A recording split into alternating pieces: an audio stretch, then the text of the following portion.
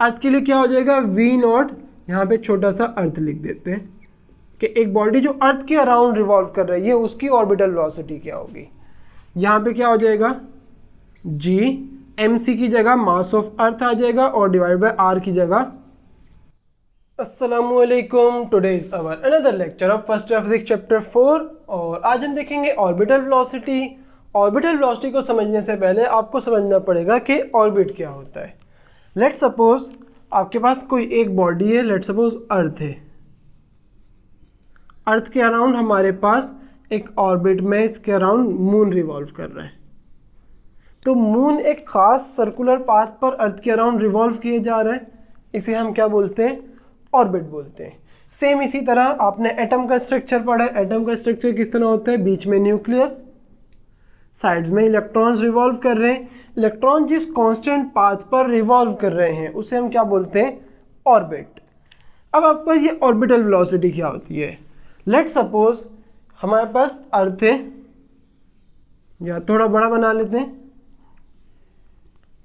यहां से हमने अर्थ की सरफेस से एक बॉडी ली और उसको हमने थ्रो किया आगे की तरफ, इस तरह से फेंका, वो थोड़ी सी ऐसे जाएगी और लेट्स सपोज वापसी अर्थ पे आके गिर गई। फिर हमने उसको थोड़ी ज़्यादा वेलोसिटी से फेंका, वो बॉडी थोड़ी आगे गई और ऐसे आके वापसी गिर गई। ये हमारी बॉडी थी। हमने इसे मज़ीद तेज़ वेलोसिटी से फेंका, वो फिर गई, दोबारा आके अर्थ पे ही गिर गई। अब हमने क्या किया, इसे हमने बहुत ज़्यादा हाई वेलोसिटी प्रोवाइड की और ये आगे गई और कुछ इस तरह से अर्थ के अराउंड अब रिवॉल्व करना शुरू हो गई। अब ये अर्थ पर वापसी नहीं आ रही। तो जिस वेलोसिटी से हमने इस बॉडी को फेंका कि इसने क्या किया, अर्थ के अराउंड रिवॉल्व करना शुरू हो गई, उस वेलोसिटी को हम बोलेंगे ऑर्बिटल वेलोसिटी। अच्छा, अब यहाँ पे मैंने अर्थ की बात की, यहाँ पे कोई सी भी बॉडी आ सकती है, सन, मून, अर्थ, जुपिटर, प्लूटो, वीनस, कोई भी सेलेस्टियल बॉडी आ सकती है। सेलेस्टियल बॉडीज़ हम हेवनली बॉडीज़ को बोलते हैं। हेवनली मीन्स प्लैनेट्स या स्टार्स जो होते हैं उन्हें हम सेलेस्टियल बॉडीज़ बोलते हैं। ये जैसे कि मैंने यहाँ पे लिखा हुआ है, सेलेस्टियल बॉडी क्या होती है, प्लैनेट्स और स्टार्स को हम सेलेस्टियल बॉडीज़ बोलते हैं। तो सेंट्रल में हमारे पास कोई भी एक सेलेस्टियल बॉडी आ सकती है क्योंकि इनकी अपनी ग्रेविटी होती है। अब ये जो ऑर्बिटल वेलोसिटी है, ये गेन करने के लिए हमें क्या करना पड़ता है, हमें एक बैलेंस बनाना पड़ता है बॉडी के इनर्शिया में और ग्रेविटेशनल फोर्स में। किस तरह से देखते हैं इसको। लेट्स सपोज यहाँ पे हमारे पास बीच में एक सेंट्रल बॉडी है। अच्छा, सेलेस्टियल या सेंट्रल बॉडी में कोई भी एक वर्ड यूज़ कर लूँगा। आपकी बॉडी में, बुक में सेंट्रल बॉडी यूज़ किया हुआ है, वैसे सेलेस्टियल बॉडी भी यूज़ कर सकते हैं। इसके अराउंड कोई बॉडी है जो रिवॉल्व कर रही है। लेट्स सपोज वो बॉडी अभी इस पॉइंट पे आई हुई थी। ये बॉडी कभी भी नहीं चाहेगी कि सर्कुलर पाथ में मूव करे अनटिल के इसके ऊपर कोई फोर्सेस ना लग रही हो। जैसे कि लेट्स सपोज एक स्टोन है जिसे हमने एक स्ट्रिंग से बांध दिया है और इसे हम एक सर्कुलर ऑर्बिट में घुमा रहे हैं। ऐसे स्टोन था, उसको हम ऐसे ऐसे घुमा रहे हैं। अचानक से क्या हुआ कि हमारी रोप टूट गई। जो स्टोन का वेट था या मास था बहुत ज़्यादा था और हमारी रस्सी टूट गई इस पॉइंट पे। अब स्टोन को कहाँ चले जाना चाहिए, ये हम बार बार देख चुके हैं कि स्टोन हमेशा टेंजेंट टू सर्कल जाता है। लेट्स सपोज ये ऐसे रिवॉल्व कर रहा था तो इस पॉइंट पे रोप टूटी, टेंजेंट टू सर्कल चला जाएगा। टेंजेंट माने एक ऐसी लाइन होती है जो सर्कल को एक ही बार टच करेगी। लेट्स सपोज यहाँ आके अगर रोप ब्रेक होती तो ये कैसे चला जाता, अब ऐसे चला जाता। अगर यहाँ आके रोप ब्रेक होती तो ये ऐसे चला जाता, यहाँ आके रोप ब्रेक होती तो ये ऐसे चला जाता। क्योंकि आपने अपने न्यूटन फर्स्ट लॉ में पढ़ा है कि हर बॉडी रेस्ट में रहती है या यूनिफॉर्मली मूव करती है। Every body remains in rest और move with a uniform velocity in a straight line. हर बॉडी चाहती है कि स्ट्रेट लाइन में मूव करे, कोई बॉडी नहीं चाहती कि सर्कुलर पाथ को फॉलो करे। तो आपके पास क्या होगा कि जब बॉडी, ये सेंट्रल बॉडी, इसके अराउंड एक बॉडी रिवॉल्व कर रही है इस पॉइंट पे, इसको तो किसी रस्सी ने नहीं पकड़ा हुआ, यहाँ पे इस बॉडी को एक रस्सी ने पकड़ा हुआ था और वह यहाँ फोर्स लग रही थी, टेंशन की फोर्स। यहाँ इस बॉडी को दूसरी बॉडी ने ग्रेविटेशनल फोर्स के थ्रू पकड़ा हुआ है और ये ग्रेविटेशनल फोर्स ही हमारी क्या हो जाती है, सेंट्रीपिटल फोर्स। इसे अभी हम आगे चल के देखेंगे। ग्रेविटेशनल फोर्स ने पकड़ा हुआ है क्योंकि दो बॉडीज में ग्रेविटेशनल फोर्स आती है। अब ये बॉडी कहाँ जाना चाह रही है, ये बॉडी ऐसे जाना चाह रही है, हमने क्या किया, इस फोर्स के वेक्टर को उठा के यहां ला के रख दिया, तो हमारे रिजल्टेंट वेक्टर कहाँ बन गया, ये बन गया। अब इस पॉइंट पे बॉडी आ गई है, यहाँ पे बॉडी कहाँ जाना चाह रही होगी, अगेन टेंजेंट टू सर्कल जाना चाह रही होगी, लेकिन ग्रेविटेशनल फोर्स कहाँ लग रही है, इनवर्ट। अगेन इस फोर्स वेक्टर को उठा के हमने यहां रख दिया, तो रिजल्टेंट कहां बन गया, यहां पे। अगेन बॉडी इस पॉइंट पे आ गई, अब कहां जाना चाह रही है, अब ऐसे जाना चाह रही है, लेकिन इस पॉइंट पे ग्रेविटेशनल फोर्स कहां लग रही होगी, टूवर्ड सेंटर। हमेशा ग्रेविटेशनल फोर्स टूवर्ड सेंटर लगती है, तो कुछ ऐसे लग रही होगी। अगेन इस फोर्स वेक्टर को उठाया और यहां ला के रख दिया, तो बॉडी कैसे आएगी, कुछ ऐसे आ जाएगी। तो इस तरह से बॉडी सर्कुलर पाथ में कुछ ऐसे मूव करेगी कि आपके पास ये वाला जो वेक्टर है ये किसकी वजह से आ रहा है, बॉडी के इनर्शिया की वजह से आ रहा है। बॉडी इनर्शिया की वजह से स्ट्रेट लाइन में मूव करती है। जैसे लेट सपोज मैं आपको कहता हूँ भागो, आप बहुत स्पीड में भाग रहे थे, मैं अचानक से बोलता हूँ रुक जाओ, आप फौरन से नहीं रुक सकोगे, बल्कि थोड़ा आगे जाके रुकोगे। क्यों, आपकी बॉडी का इनर्शिया चाहता है कि आप अब भी मूव करते रहो। इसी तरह ये जो ऐसे बॉडी जाना चाह रही है, इनर्शिया की वजह से जाना चाह रही है, इसको ग्रेविटेशनल फोर्स या सेंट्रीपिटल फोर्स इनवर्ट खींच रही है, तो बॉडी कहाँ चली जाएगी, कुछ ऐसे चली जाएगी। इसको आप बिल्कुल ऐसे समझें, लेट्स सपोज इस पॉइंट पे मैं इसको एक बॉक्स सपोज कर रहा हूँ कुछ ऐसे, और मैं कह रहा हूँ दो फोर्सेस लग रही है, एक ऐसे डाउनवर्ड और एक ऐसे। तो बॉडी को कहाँ चले जाना चाहिए, अगर मैं इसको लेट सपोज इस तरफ को करके बना देता हूँ और आसानी रहेगी। बॉडी को कहाँ जाना चाहिए, इन दोनों फोर्सेस के बीच में कहीं जाना चाहिए। तो यहाँ पे देखिए कुछ ऐसा ही हो रहा है। आपके पास क्या होता है, एक बैलेंस प्रोड्यूस हो रहा है, किसमें, इनर्शिया में और ग्रेविटेशनल फोर्स में, इनर्शिया में और ग्रेविटेशनल फोर्स में। अब हम इसके अंदर कुछ अजम्पशंस भी करते हैं। अजम्पशंस करने का रीज़न ये होता है ताकि हम चीज़ों को आसान कर सकें। पहली अजम्पशन ये होती है कि हम जिस भी बॉडी के या जिस भी सेंट्रल बॉडी से ऑर्बिट में आना चाह रहे हैं उसके अलावा और कोई हेवनली बॉडी एग्जिस्ट नहीं करती। जैसे लेट सपोज ये हमारा अर्थ है और यहाँ पर एक ऑर्बिट में मून है। हम एक अर्थ से एक सैटेलाइट को ऑर्बिट में लाना चाह रहे हैं, तो किस तरह से आएगी ये, लेट सपोज हमने उसको फेंका, वो इस तरह से ऑर्बिट में आ गई। अब प्रॉब्लम ये आएगी कि जब ये इस पॉइंट पे आई तो मून की भी ग्रेविटेशनल फोर्स इसको अपनी तरफ खींचना शुरू हो जाएगी, तो हमारी कैलकुलेशंस में मिस्टेक आ सकती है। तो हम क्या बोलते हैं, एक जो सैटेलाइट है जिसको हम भेज रहे हैं वो, और एक सेंट्रल बॉडी, इसके अलावा कोई और बॉडी एग्जिस्ट नहीं करेगी। करीब में कोई बॉडी एग्जिस्ट नहीं करेगी जो इसको अपनी तरफ खींच सके। दूसरी असम्पशन ये होती है कि एयर फ्रिक्शन नहीं है, और ये हम हमेशा ही मोस्टली फिजिक्स में रखते हैं कि एयर फ्रिक्शन को हम नहीं लेते किसी भी चीज़ में।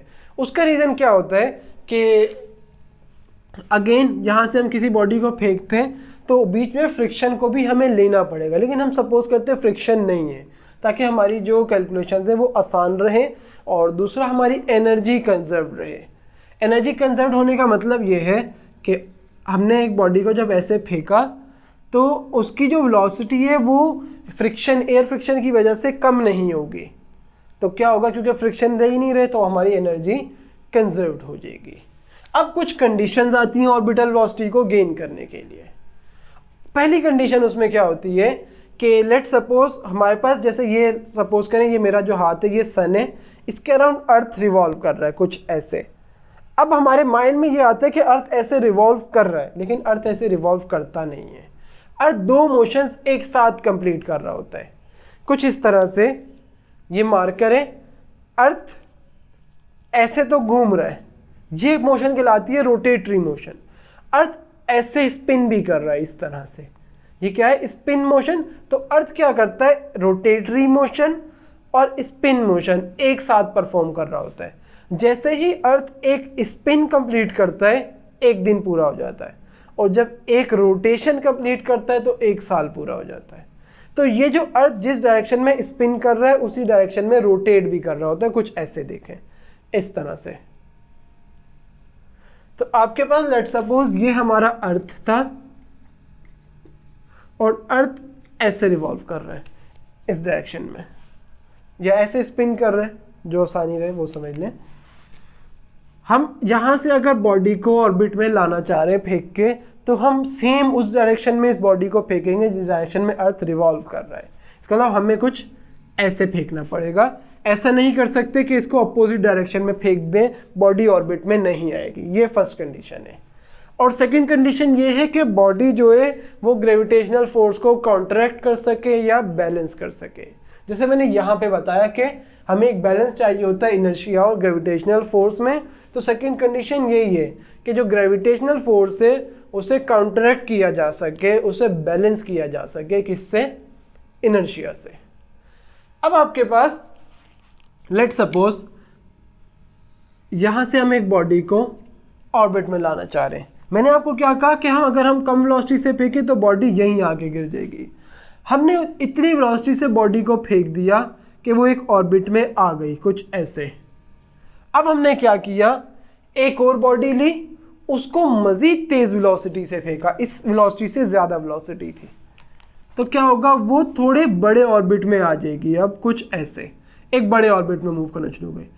अब हमने और ज़्यादा वेलोसिटी से फेंका जब उसको, तो वो क्या करेगी, वो यहाँ से बाहर चली जाएगी और अर्थ से अपना ताल्लुक ख़त्म कर देगी, वो स्पेस में चली जाएगी। तो वो वेलोसिटी जिससे बॉडी ऑर्बिट में आ रही थी वो क्या थी, ऑर्बिटल वेलोसिटी। एक और वेलोसिटी होती है जिसको हम बोलते हैं एस्केप वेलोसिटी। एस्केप वेलोसिटी क्या होती है, हमने बॉडी को इतनी ज़्यादा वेलोसिटी से फेंका कि वो ग्रेविटेशनल पुल को छोड़ दिया उसने, वो अर्थ से ही या सेंट्रल बॉडी से ही अलग हो गई, उस वेलोसिटी को क्या बोलेंगे, एस्केप वेलोसिटी। तो हमारे पास एक तीसरी कंडीशन भी आती है एक बॉडी को ऑर्बिट में लाने के लिए। वो क्या है, एक तो लेट सपोज ये जो बॉडी है सैटेलाइट है, इसे हम इसकी वेलोसिटी को वी सैटेलाइट बोल देते हैं। वो सैटेलाइट की वेलोसिटी लाजमी या तो ग्रेटर हो ऑर्बिटल वेलोसिटी से या फिर इक्वल हो ऑर्बिटल वेलोसिटी के, यानी कि जिस वेलोसिटी से बॉडी को ऑर्बिट में आना चाहिए या तो कम से कम उतनी वेलोसिटी हो उसकी ऑर्बिट में आने के लिए या उससे ज़्यादा हो, लेकिन एक वेलोसिटी एस्केप वेलोसिटी भी, एस्केप वेलोसिटी तक नहीं पहुंचना है। इसका मतलब सैटेलाइट की वेलोसिटी एस्केप वेलोसिटी से कम होनी चाहिए और ऑर्बिटल वेलोसिटी से या तो ज़्यादा हो या फिर इक्वल हो जाए। अब हमें ये कैसे पता लगे कि एस्केप वेलोसिटी क्या होती है, ऑर्बिटल वेलोसिटी क्या होती है, तो उसके लिए हम अभी फॉर्मूले ड्राइव करेंगे। लेट सपोज ये जो सेंट्रल बॉडी है ये अभी हमारे लिए अर्थ है, तो अर्थ के लिए जो मिनिमम ऑर्बिटल वेलोसिटी है वो आपके पास होती है 7.2 किलोमीटर पर, या 7.9 सॉरी किलोमीटर पर सेकेंड। आपके पास किलोमीटर है, यानी कि 7,900 मीटर पर सेकंड से अगर एक बॉडी को फेंका जाए तो वो ऑर्बिट में आ जाएगी। और ये भी कब होगा, जब एक बॉडी अर्थ के बिल्कुल करीब में ऑर्बिट में मूव कर रही हो। जैसे लेट्स सपोज ये हमारा अर्थ है, एक बात याद रखें, जो सैटेलाइट्स है वो अर्थ से बहुत ज़्यादा दूर रिवॉल्व नहीं कर रही होती, तकरीबन करीब करीब ही होती है with as compare to radius of earth. Earth का रेडियस इतना ज़्यादा है कि लेट्स सपोज इतना बड़ा अगर रेडियस है तो सैटेलाइट कुछ यहाँ रिवॉल्व कर रहे होंगे, तो इस रेडियस में और इस रेडियस में बहुत ज़्यादा फर्क नहीं आता। तो हम क्या करें, लेट्स सपोज यहाँ पे एक जो सैटेलाइट है वो रिवॉल्व कर रही है, इस ऑर्बिट में बॉडी को फेंकने के लिए जो इनिशियल वेलोसिटी चाहिए होगी वो 7.9 किलोमीटर पर सेकेंड होगी, और यहाँ से एस्केप करवाने के लिए जो वेलोसिटी चाहिए होगी वो क्या हो जाएगी, अब वो आपके पास होती है 11.2 किलोमीटर पर सेकेंड। ये एस्केप वेलोसिटी, अभी मैं आपको थोड़ा सा इसका एक टच दे रहा हूँ, ये चैप्टर 5 में इसका एक बहुत लॉन्ग टॉपिक है, उसे हम बहुत अच्छे से देखेंगे। तो ये आपके पास क्या है, इस कंडीशन को लाजमी याद रखना है। थर्ड कंडीशन सबसे इंपॉर्टेंट है, सैटेलाइट की वेलोसिटी ऑर्बिटल वेलोसिटी से या तो ज़्यादा हो या फिर इक्वल हो। ये साइन आपको पता है ना, ग्रेटर देन इक्वल्स टू। जिस साइड पे इसका मुंह ओपन होगा वो साइड ग्रेटर की होती है, ये साइड ग्रेटर और ये इक्वल। सैटेलाइट की वेलोसिटी ग्रेटर हो ऑर्बिटल वेलोसिटी से या फिर इक्वल हो, लेकिन कम होनी चाहिए लाजमी, किससे, एस्केप वेलोसिटी से। अब आपके पास एक क्वेश्चन आता है कि एक एरोप्लेन जो है वो क्यों अपने आप को सस्टेन नहीं कर पाता एक ऑर्बिट में, यानी कि लेट सपोज एरोप्लेन हवा में गया, उसका इंजन बंद हो गया, अब वो एक ऑर्बिट में ऐसे मूव कर रहा है। ऐसा नहीं होता। ऐसा क्यों नहीं होता? पहली चीज़ कि एयर फ्रिक्शन, जो एरोप्लेन है वो इतनी ज़्यादा हाइट्स पे नहीं जाते जहाँ पे एक सैटेलाइट को रिवॉल्व करना चाहिए, क्योंकि सैटेलाइट स्पेस में रिवॉल्व कर रही होती है। तो एक तो ये एरोप्लेन बहुत ज़्यादा हाइट पे नहीं होता, उस पॉइंट पे होता है जहाँ पे एयर होती है। तो एयर फ्रिक्शन, पहला तो एयर फ्रिक्शन क्या करता है, एरोप्लेन अगर बंद हो जाएगा तो उसकी वेलोसिटी को लगातार कम करेगा और एरोप्लेन नीचे आ जाएगा। दूसरा आपके पास कि एरोप्लेन जो है वो फ्यूल पे चल रहा होता है, उसका फ्यूल बंद ख़त्म होगा, वो वापसी नीचे आ जाएगा। आसान लफ्ज़ों में ये कहें कि जो एरोप्लेन है वो इस कंडीशन को फुलफिल नहीं कर पाता, वो ग्रेविटेशनल फोर्स को अपने इनर्शिया से बैलेंस ही नहीं कर पाता, क्योंकि उसकी वेलोसिटी इतनी ज़्यादा जा ही नहीं पाती। 7900 मीटर पर सेकंड, 7.9 किलोमीटर पर सेकंड एक बहुत हाई वेलोसिटी होती है। इतनी वेलोसिटी को एरोप्लेन टच ही नहीं कर पाता, तो इसलिए एरोप्लेन कभी भी अपने आप को अर्थ के अराउंड ऑर्बिट में सस्टेन नहीं कर पाता। तो ये आपका एक क्वेश्चन था, आपके पास ये एक एज अ रीज़न आ सकता है। अब हम अपनी डेरिवेशन की तरफ चलते हैं, जिसमें हम कुछ चीज़ें सपोज करते हैं कि हमारे पास ms हम सपोज करें मास ऑफ सैटेलाइट, जिसको हम ऑर्बिट में भेजना चाह रहे हैं। mc हम बोले मास ऑफ सेलेस्टियल या सेंट्रल बॉडी, जो बीच में बॉडी होगी उसे हम mc बोल रहे हैं। मैंने शायद यहाँ भी ms बोल दिया, mc। और v0 हमारे पास है ऑर्बिटल वेलोसिटी। तो हमें क्या करना है, ऑर्बिटल स्पीड के लिए एक फॉर्मूला ड्राइव करना है। किस तरह से कर सकते हैं कि हमने यहाँ पे देखा कि थोड़ी देर पहले ही देखा, ये लेट सपोज सेंट्रल बॉडी है, यहाँ पे एक बॉडी एक ऑर्बिट में रिवॉल्व कर रही है। इसके ऊपर दो तरह की फोर्सेस लग रही थी, जिसमें से जो सेंटर की तरफ फोर्स है वो कौन सी थी, ग्रेविटेशनल फोर्स। और हमने पिछले 3 लेक्चर्स में, लेक्चर 8, लेक्चर 9 और लेक्चर 10, चैप्टर 4 के इन तीनों लेक्चर्स में एक बात पढ़ी है कि जो भी फोर्स टुवर्ड सेंटर लगती है वो आपके पास सेंट्रीपिटल फोर्स होती है। तो हमारे पास क्या हुआ कि जो ग्रेविटेशनल फोर्स टुवर्ड सेंटर लग रही है एक्चुअली वही सेंट्रीपिटल फोर्स है। सेंट्रीपिटल फोर्स भी टुवर्ड सेंटर लगती है। यह आपके पास हमने पिछले लेक्चर्स में अच्छे से देखा है कि जो सेंटर की तरफ फोर्स लगेगी, जैसे हमारे पास लेट्स सपोज न्यूक्लियस है, उस पर पॉजिटिव चार्ज होता है और इसके अराउंड इलेक्ट्रॉन रिवॉल्व कर रहे हैं। यहाँ पे इलेक्ट्रोस्टैटिक फोर्स है जो टुवर्ड सेंटर लग रही है, और यही इलेक्ट्रोस्टैटिक फोर्स क्या हो जाएगी, सेंट्रीपिटल फोर्स हो जाएगी। हमने एक एग्जाम्पल ऐसे देखी कि एक स्टोन को हम घुमा रहे हैं, इस बार क्या होगा, रोप में टेंशन आ जाएगी, ये जो टेंशन है यही सेंट्रीपिटल फोर्स होगी आपकी। तो टुवर्ड सेंटर जो फोर्सेस लगती हैं वही सेंट्रीपिटल फोर्स होती है। तो हम ये बात कहते हैं कि जो सेंट्रीपिटल फोर्स है वो बराबर है ग्रेविटेशनल फोर्स के, क्योंकि हम यही देख रहे हैं ग्रेविटेशनल फोर्स जो टुवर्ड सेंटर लग रही है वही सेंट्रीपिटल फोर्स है। अब हम क्या करते हैं, हमें सेंट्रीपिटल फोर्स का फॉर्मूला पता है। क्या फॉर्मूला होता था सेंट्रीपिटल फोर्स के लिए, Fc = mv² divided by r, centripetal force के लिए। सेंट्रीपिटल फोर्स किस पे लग रही है, ये सेंट्रल बॉडी, इसके अराउंड ऑर्बिट, यहाँ पे जो बॉडी सैटेलाइट रिवॉल्व कर रही है सेंट्रीपिटल फोर्स उस पे लग रही है, कुछ ऐसे। तो जो सैटेलाइट है उसकी वेलोसिटी क्या है, ऑर्बिटल वेलोसिटी, सैटेलाइट का मास ms। तो हमने क्या किया, m की जगह ms कर दिया, v की जगह v0 का स्क्वायर डिवाइडेड बाय ये r। इस r की इंपॉर्टेंस आपको पता होनी चाहिए, r इस बॉडी का रेडियस नहीं है। r आपके पास ये जो सैटेलाइट है, लेट्स सपोज ये सैटेलाइट है, थोड़ा बड़ा करके बना रहे हैं, और ये सेंट्रल बॉडी, इसका सेंटर यहाँ होगा और इसका सेंटर यहाँ पे होगा। ये जो r होता है यहाँ पे, ये सेंटर टू सेंटर डिस्टेंस होता है। इस बॉडी के, सेंट्रल बॉडी के सेंटर से सैटेलाइट के सेंटर तक का जो डिस्टेंस है उसे हम r बोलते हैं। तो ये r, इस r को हम एज इट इज ही रखते हैं, इसे हमने r ही बोल दिया। ये क्या आ गया, Fc। यहाँ पे हम आर को ऐड कर लेते हैं। आर क्या है हमारे पास, सेंटर टू सेंटर डिस्टेंस है, centre to centre distance.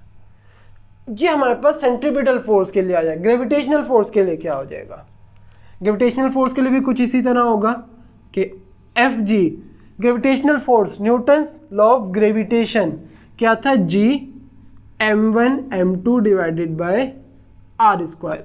Again ये जो आर है ये यही सेंटर टू सेंटर डिस्टेंस है, इस आर को आपने इंपॉर्टेंस देनी है। क्या हो जाएगा, जी तो कांस्टेंट है, m1 किसी को भी m1 m2 हम ले सकते हैं, कोई फर्क नहीं आएगा। एक बॉडी है ms और दूसरी है mc, mass of central body into mass of satellite divided by R square. इन दोनों को एक ग्रेविटेशनल फोर्स पता लग गई हमें और एक सेंट्रीपिटल फोर्स, दोनों को यहां पुट करवा देते हैं। तो सेंट्रीपिटल फोर्स क्या है, ms v not square divided by R which is equals to g mc ms और डिवाइडेड बाय आर स्क्वायर। हमने इन फॉर्मूलों को यहाँ पे पुट करवा दिया। अब कुछ कैंसिल हो रहा है, यहाँ पे क्या कैंसिल हो रहा है, इस r से ये स्क्वायर कैंसिल, इस ms से ये ms कैंसिल। आप चाहें तो ये r डिवाइड हो रहा है, इधर ला के मल्टीप्लाई करके फिर कैंसिल कर सकते हैं, लेकिन अब आप फर्स्ट ईयर में हैं, आप इन्हें डायरेक्टली कैंसिल कर सकते हैं, कोई इशू नहीं होगा। तो हमारे पास क्या बच जाएगा, v नॉट का square equals to G mc divided by r। दोनों तरफ स्क्वायरिंग कर देते हैं, सॉरी दोनों तरफ रूट ले रहे हैं, स्क्वायरिंग नहीं, हमें स्क्वायर को कैंसिल करना है। Taking root on both sides, क्या हो जाएगा, v नॉट का स्क्वायर का root equals to under root G mc divided by r। यहाँ पे स्क्वायर से रूट हो जाएगा कैंसिल, तो v नॉट के लिए हमारे पास फॉर्मूला आ जाएगा under root G mc divided by r।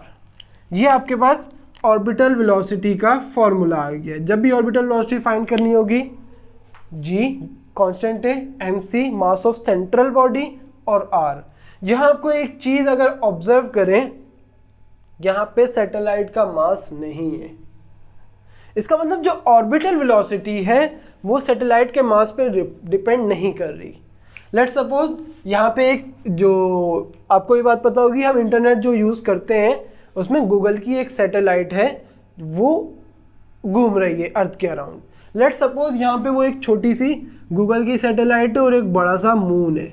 Moon का मास काफ़ी ज़्यादा होगा इस सैटेलाइट के मुकाबले में, लेकिन ऑर्बिटल वेलोसिटी तो मास ऑफ सैटेलाइट पे डिपेंड ही नहीं कर रही, तो दोनों सेम वेलोसिटी से मूव कर रहे होंगे, दोनों की ऑर्बिटल वेलोसिटी सेम होगी। अब हमें कहा जाता है कि लेट्स सपोज इस एक्सप्रेशन को हमने लिखने अर्थ के लिए, फॉर अर्थ। अर्थ के लिए क्या हो जाएगा, v नॉट, यहाँ पे छोटा सा अर्थ लिख देते हैं कि एक बॉडी जो अर्थ के अराउंड रिवॉल्व कर रही है उसकी ऑर्बिटल वेलोसिटी क्या होगी। यहाँ पे क्या हो जाएगा, g mc की जगह मास ऑफ अर्थ आ जाएगा और डिवाइड बाय r की जगह रेडियस ऑफ अर्थ आ जाएगा। अच्छा, r की जगह रेडियस ऑफ अर्थ क्यों आएगा, इस बात को समझें। लेट्स सपोज यही अर्थ होता,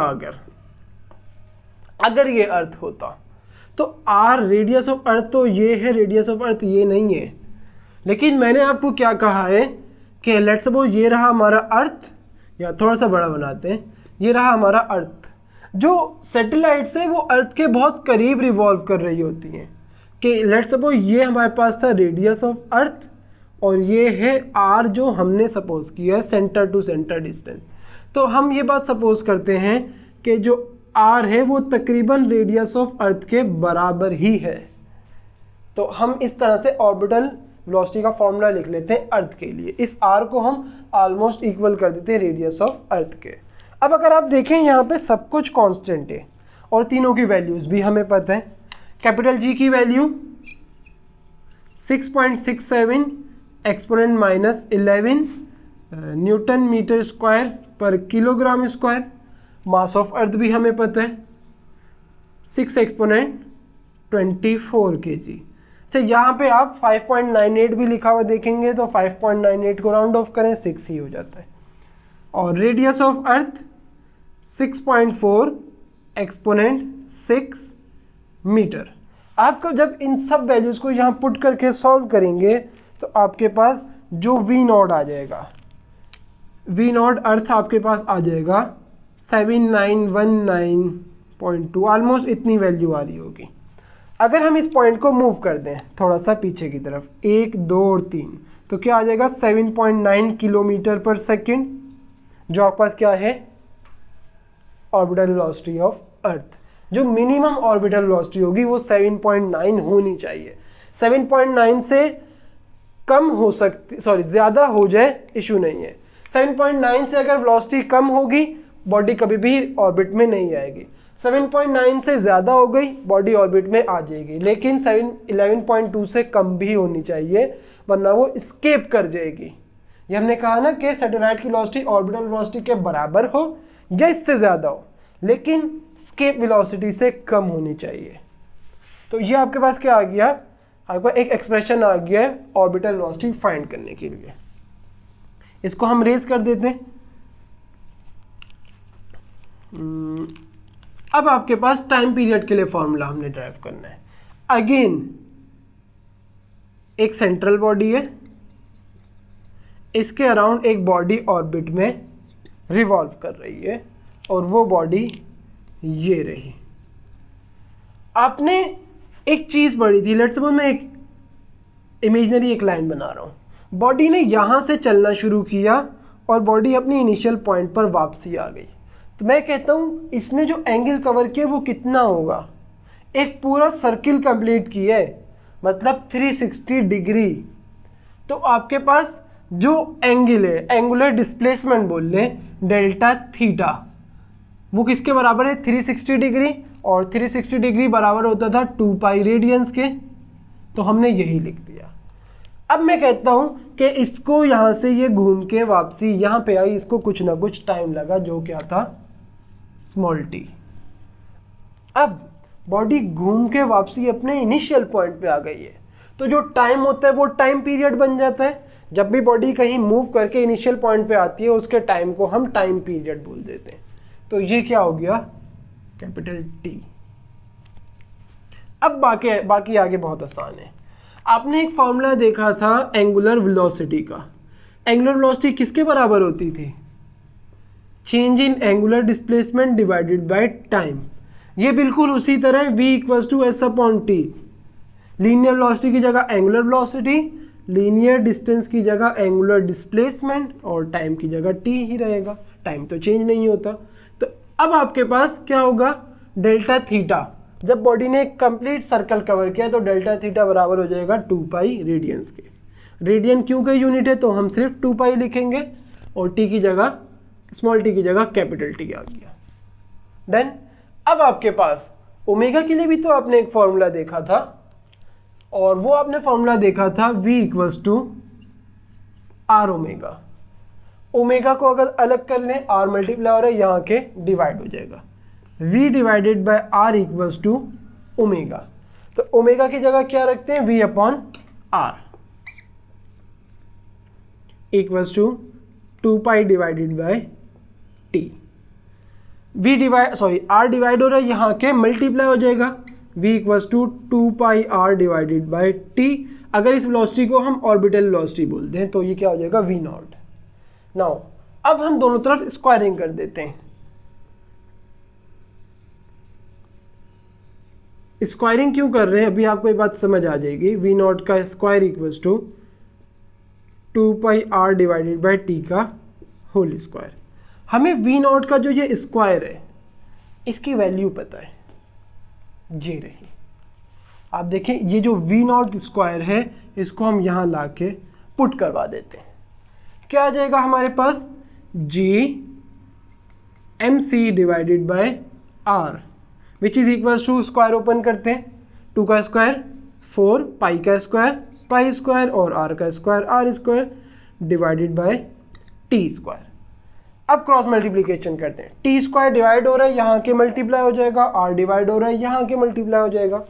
तो हमारे पास आ जाएगा T square G M C = 4 pi square यहाँ आर स्क्वायर है, एक आर और मल्टीप्लाई हो रहा है, R square into R cube हो जाएगा, बेस सेम पावर ऐड होंगी, GMC मल्टीप्लाई हो रहा है, यहाँ के डिवाइड हो जाएगा, T square equals to 4 pi square R cube divided by GMC।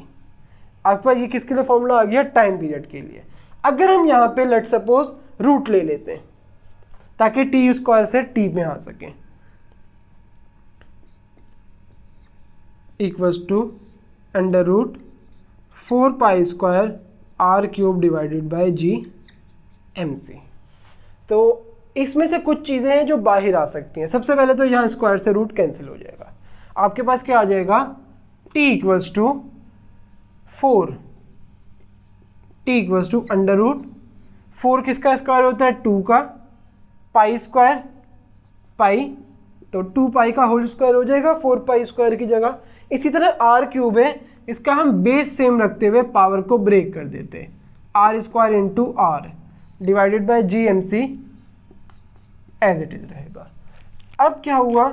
इस स्क्वायर से रूट कैंसिल, इस स्क्वायर से रूट कैंसिल, 2 पाई भी बाहर आ जाएगा और एक आर बाहर आ जाएगा। तो टाइम पीरियड का एक आसान फॉर्मूला आपके पास बन जाएगा 2 pi R under root R divided by GMC। आपके पास, आप चाहें तो अपनी डेरिवेशन को यहीं पे रोक सकते हैं, आप चाहें तो अपनी डेरिवेशन को थोड़ा सा बढ़ा के एक आसान फॉर्मूला भी बना सकते हैं। ये आपके पास क्या था? ऑर्बिटल स्पीड और ये टाइम पीरियड का फॉर्मूला कि एक बॉडी ऑर्बिटल वेलोसिटी से मूव कर रही है, जब अपने ऑर्बिट को कंप्लीट कर लेगी तो उसको जो टाइम लगेगा वो टाइम क्या होगा? ये टाइम पीरियड, जो कि इस फॉर्मूले से कैलकुलेट होगा। तो आपके पास, आपने इसके अंदर 2 चीज़ें लाजमी याद रखनी है MCQs के लिए। एक, ऑर्बिटल वेलोसिटी के लिए हमें एक बैलेंस बनाना पड़ता है इनर्शिया और ग्रेविटेशनल फोर्स में। दूसरा, ये जो वैल्यू है और ये वैल्यूज़, ये आपको वैल्यूज़ याद होनी चाहिए MCQs के लिए। आप चाहें तो इसमें वैल्यूज़ को पुट करके निकाल सकते हैं, लेकिन ऐसा तो नहीं है ना एक MCQs के लिए आप 6-7 मिनट लगा रहे हैं। तो आपको चीज़ें याद भी होनी चाहिए और चीज़ें समझी हुई भी होनी चाहिए, क्योंकि फिज़िक्स आपको समझे बगैर तो कभी नहीं आएगी। मोस्टली हमें क्या होता है कि हम चीज़ों का रट्टा लगा लेते हैं, लेकिन हमें मज़ा नहीं आता पढ़ने में। फिज़िक्स इज़ फन, फिज़िक्स को पढ़ने में बहुत मज़ा आता है अगर उसे समझ के पढ़ा जाए। तो मैं उम्मीद करूँगा आपको ये लेक्चर समझ आया होगा। अल्लाह हाफिज़।